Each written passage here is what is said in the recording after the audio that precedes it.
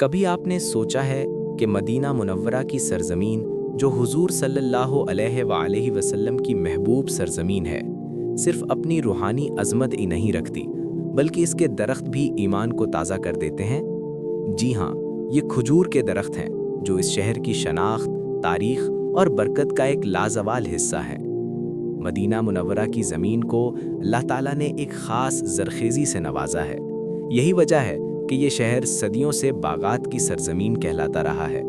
یہاں کھجور کے درخت نہ صرف اہل مدینہ کے لیے معیشت کا ذریعہ تھے بلکہ ان کی لکڑی گھروں کی تعمیر میں بھی استعمال ہوتی تھی۔ کھجور کی جڑیں اس شہر کی تاریخ میں اتنی گہری ہیں کہ انہیں محض پھل یا غذا نہیں کہا جا سکتا بلکہ یہ روحانی برکت اور تحفظ کی علامت ہے۔ مدینہ کی کھجوریں، خصوصاً اجوا کھجور، اپنی فضیلت کے اعتبار سے منفرد مقام رکھتی ہیں۔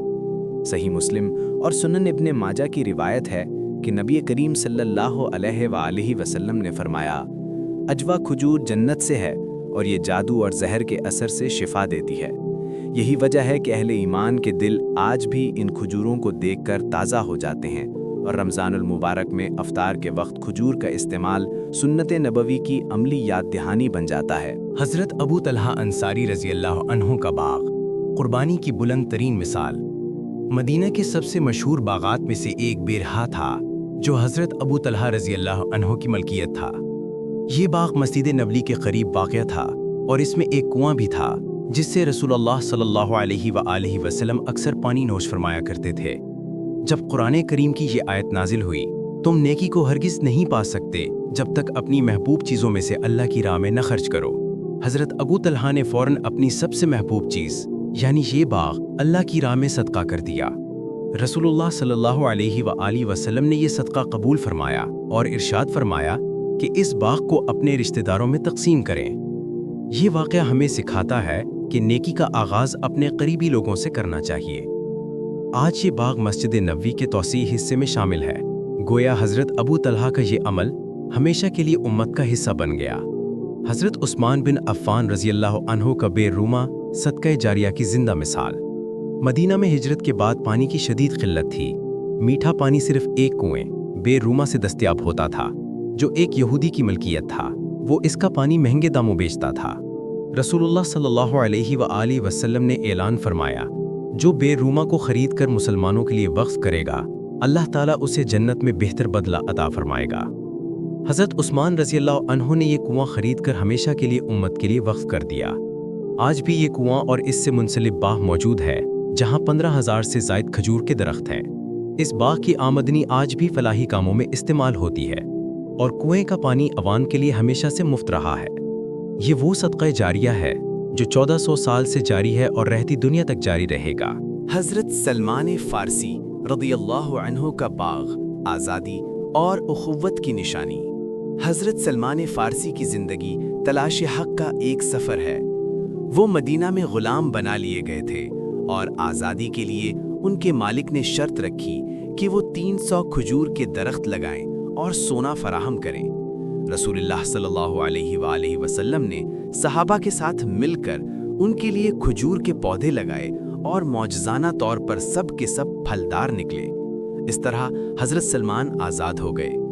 یہ باغ آج بھی مدینہ کے قریب موجود ہے اور زائرین وہاں جا کر کھجور خرید سکتے ہیں اور کنویں کا پانی پی سکتے ہیں۔ یہ جگہ ہمیں اخوت، بھائی چارے اور نبی کریم صلی اللہ علیہ وآلہ وسلم کی امت کے لیے شفقت کی یاد دلاتی ہے۔ مدینہ کی کھجوروں کی معیشت اور موسم۔ مدینہ کی کھجوروں کی فصل جون اور جولائی میں آتی ہے۔ اس وقت تازہ کھجوریں بڑی مقدار میں بازار میں دستیاب ہوتی ہیں اور قیمتیں بھی کم ہو جاتی ہیں۔